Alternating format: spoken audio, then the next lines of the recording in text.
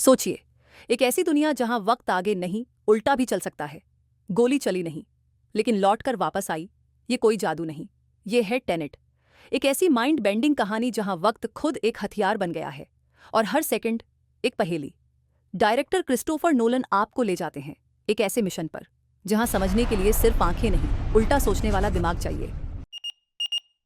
Movie का start में हम देखते हैं एक ओपेरा हाउस में क्लासिकल म्यूजिक बज रहा है। सब कुछ शांत है, लेकिन अगला ही पल सब कुछ बदल जाता है।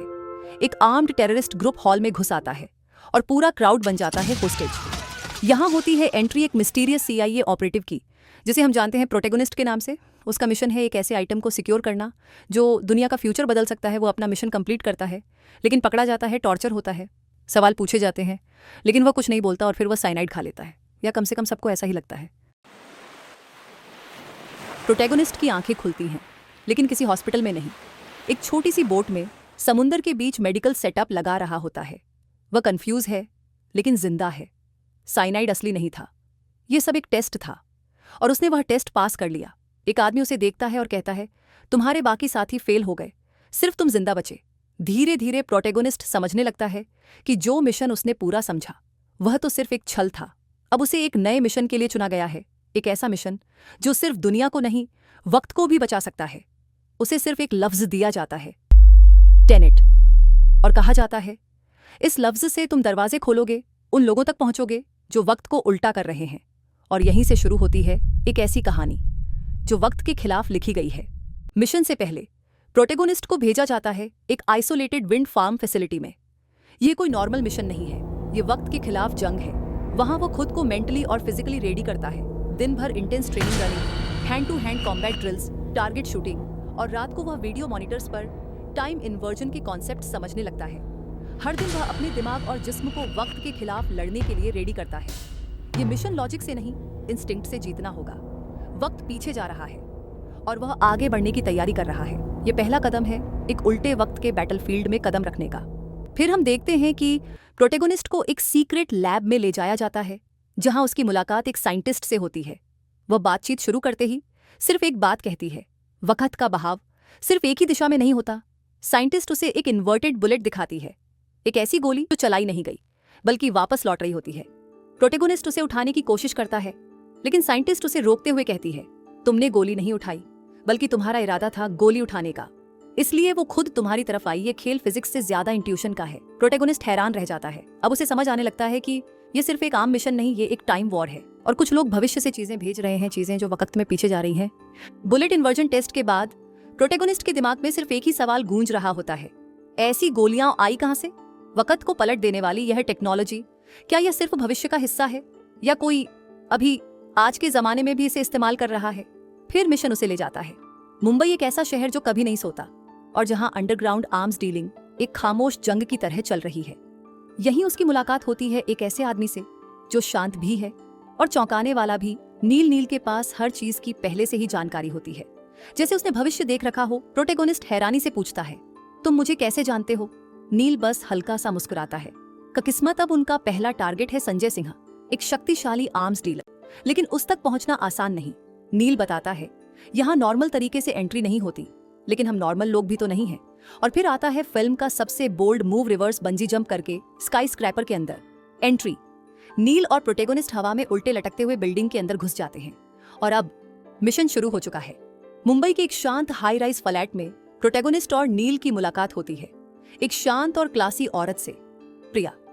पहली नजर में लगता है कि वह एक पावरफुल आर्म्स डीलर की पत्नी है, लेकिन जैसे ही बात आगे बढ़ती है, प्रोटेगोनिस्ट सीधे सवाल करता है, ये इन्वर्टेड बुलेट्स कहां से आई हैं? प्रिया एक ठंडी मुस्कान के साथ कहती है, संजय सिर्फ नाम का डीलर था, असल में ये बुलेट्स मैं बनाती हूँ।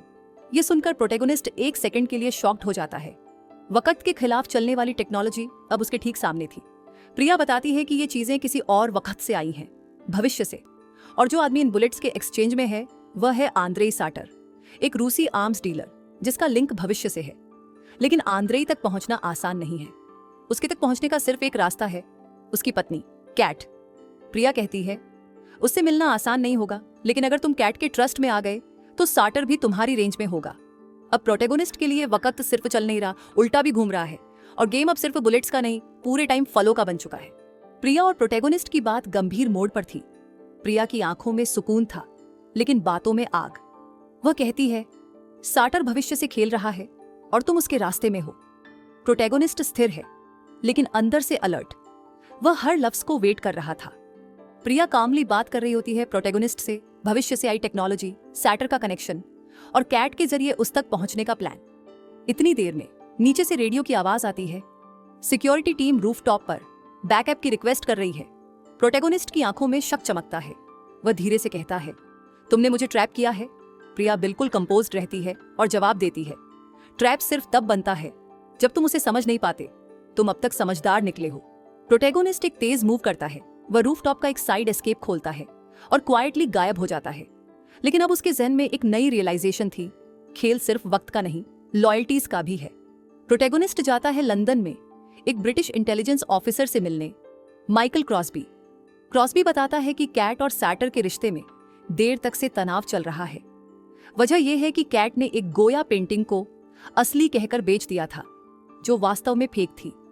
क्रॉसबी कहता है, मैं उस पेंटिंग का असली डुप्लीकेट रखता हूं, लेकिन अगर तुम कैट को दिखाकर कहोगे कि यह असली है, शायद वह तुमसे मिलने के लिए राजी हो जाए। प्रोटैगोनिस्ट वह पेंटिंग लेकर डायरेक्ट कैट के पास जाता है। कैट सस्पिशियस होती है और जल्दी से समझ जाती है कि यह पेंटिंग भी डुप्लीकेट है। वह कहती है, जिस इंसान का तुम नाम ले रहे हो वह तो सैटर ने कब का मार दिया, फिर तुमने उससे यह पेंटिंग कैसे खरीदी? थोड़ी इमोशनल होकर कैट अपनी कहानी बताती है। एक वक्त था जब मैं सैटर से प्यार करती थी। हमारा एक बेटा है, मैक्स। लेकिन उस पेंटिंग स्कैंडल के बाद मेरी जिंदगी उसने नरक बना दी। प्रोटैगोनिस्ट सॉफ्टली कहता है, तुमने कभी इस रिलेशनशिप को दोबारा ठीक करने की कोशिश नहीं की? कैट जवाब देती है, की थी, एक बार वियतनाम के ट्रिप पर। लगा सब ठीक हो जाएगा, लेकिन जब मैं मैक्स के साथ लौट कर आई, वह किसी और के साथ था। उस दिन से सब कुछ बदल गया। तब प्रोटैगोनिस्ट एक ऑफर रखता है, अगर मैं उस पेंटिंग को उसकी वॉल्ट से चुरा लूं, तो तुम पर जो बर्थडे थेफ्ट का इल्जाम है वह भी खत्म हो जाएगा। कैट सोचती है और फाइनली एक कंडीशन पर एग्री करती है, तुम मुझे सैटर से मिलवाओगे। प्रोटैगोनिस्ट प्लान नील को बताता है और दोनों मिलकर फ्रीपोर्ट वॉल्ट हेस्ट की प्लानिंग शुरू करते हैं। प्रोटैगोनिस्ट और नील अब तैयार हैं फ्रीपोर्ट वॉल्ट में पेंटिंग चुराने के लिए। नील एक क्लाइंट बनकर जाता है, सिस्टम चेक करता है और हर एंगल, हर कैमरा, हर सेंसर का ऑब्जर्वेशन देता है। वहां का सिक्योरिटी सिस्टम इंटेंस है, ऑक्सीजन कम करने वाली गैस, ऑटो लॉकिंग डोर्स। एक गलती हुई तो सब कुछ खत्म। इसलिए प्लान बनता है प्लेन क्रैश का, एक मैसिव कार्गो प्लेन जिसमें गोल्ड ब्रिक्स भरे होते हैं, डायरेक्ट फ्रीपोर्ट बिल्डिंग से टकराया जाता है। हर तरफ कैओस मच जाता है। सिक्योरिटी टीम गोल्ड समेटने में बिजी हो जाती है और इसी दौरान नील और प्रोटैगोनिस्ट घुस जाते हैं वॉल्ट के अंदर। पर वॉल्ट में पेंटिंग नहीं है। वहां दो बड़े चेंबर्स मिलते हैं, एक रेड, एक ब्लू। जब उन्हें एक्टिवेट किया जाता है, दो मास्कड फिगर्स वॉल्ट से बाहर भागते हैं। प्रोटैगोनिस्ट समझ नहीं पाता और एक मास्कड मैन से टकरा जाता है। दोनों के बीच एक उलटा पुलटा कंफ्यूजिंग फाइट होती है, क्योंकि उस मास्कड आदमी के मूवमेंट्स टाइम में रिवर्स चल रहे होते हैं। वो भाग जाता है। फिर रात को कैट प्रोटैगोनिस्ट की मीटिंग फिक्स करती है आंद्रेई सैटर के साथ। सैटर को शक हो जाता है कि कोई उसकी वॉल्ट में घुसा था। वह प्रोटैगोनिस्ट पर गुस्सा होता है और जान से मारने की धमकी देता है, लेकिन प्रोटैगोनिस्ट उसे शांत करता है। मैं तुम्हारा दुश्मन नहीं हूँ, बल्कि पार्टनर बन सकता हूँ।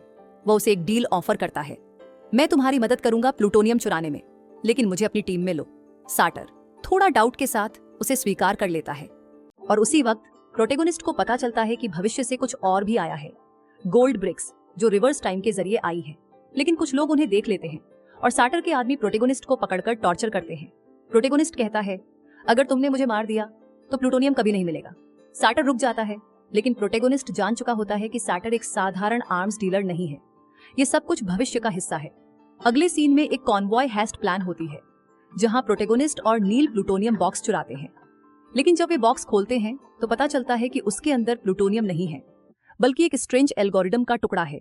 इसके बाद होता है टेनेट का सबसे आइकॉनिक कार चेस, जहां कुछ गाड़ियां और टाइम के आगे चल रही होती हैं, जबकि कुछ रिवर्स डायरेक्शन में भागती हैं। प्रोटैगोनिस्ट के सामने सब कुछ उल्टा पड़ता है और जब कैट को होस्टेज बना लिया जाता है, वो बॉक्स सैटर को दे देता है।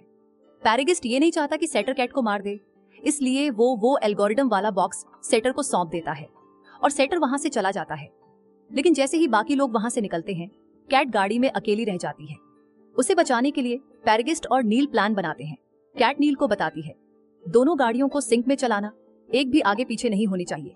इस शानदार टाइम सिंक ड्राइविंग में फाइनली पैरागिस्ट कैट की गाड़ी में कूद पड़ता है और उसे बचा लेता है। इसके बाद सैटर के लोग पैरागिस्ट और कैट को पकड़कर एक वेयर हाउस में ले जाते हैं, वही जगह जहां पहले भी कैट को बंधक बनाया गया था। वहां 2 रूम दिखाए जाते हैं, एक रेड और एक ब्लू। रेड रूम में वे लोग होते हैं जो प्रेजेंट टाइम में हैं, और ब्लू रूम में वे जो टाइम में पीछे जा रहे होते हैं। यहीं से शुरू होता है फिल्म का सबसे कंफ्यूजिंग मगर सबसे जरूरी पार्ट। सेटर पैरागिस्ट से पूछता है, बॉक्स कहाँ है? पैरागिस्ट जवाब देता है, तुमने वो मुझसे चुरा लिया है। सेटर समझ नहीं पाता, लेकिन पास खड़ा उसका आदमी जो हर स्टेप को नोट कर रहा था, उसी की मदद से सेटर कैट के सिर पर गन रखता है और पैरागिस्ट से पूछता है, बता बॉक्स कहाँ गया, किसे दिया? पैरागिस्ट बताता है, हम कार में थे, तुम BMW में थे और मैंने तुम्हें अपनी कार से वो बॉक्स दे दिया था। ये सुनते ही सेटर का आदमी एक गोली चला देता है और वहां से निकल जाता है। अब क्योंकि सेटर टाइम में पीछे जा रहा होता है और जो गोली उसने कैट को मारी थी वो इन्वर्टेड बुलेट होती है, और इन्वर्टेड गोलियों का असर नॉर्मल गोलियों से कहीं ज्यादा डेंजरस होता है। इसीलिए पैरागिस्ट और नील डिसाइड करते हैं कि अगर हमने कैट को टाइम पर नहीं बचाया तो वो मर जाएगी। नील कहता है कि अगर हम वापस इस टर्नस्टाइल मशीन को यूज करें तो हम टाइम में पीछे जा सकते हैं और कैट को बचा सकते हैं। मगर पैरागिस्ट सोच में पड़ जाता है, अगर हम सिर्फ 10 से 15 मिनट पीछे गए तो हम फिर से उन्हीं गुंडों से टकराएंगे जिनसे हमने कुछ देर पहले फाइट की थी। तो वो प्लान बदलते हैं और कहते हैं, क्यों ना हम एक हफ्ता पीछे जाएं, जब हमने एयरपोर्ट में एल्गोरिदम वाली तस्वीर चुराई थी, वहीं पर 2 टर्नस्टाइल मशीनें भी थी। वो उसी टाइमलाइन में वापस जाने का फैसला करते हैं और इसी मोमेंट पर टेनेट की पूरी टीम, जिसमें नील, प्रिया और बाकी साथी शामिल होते हैं, सामने आती है।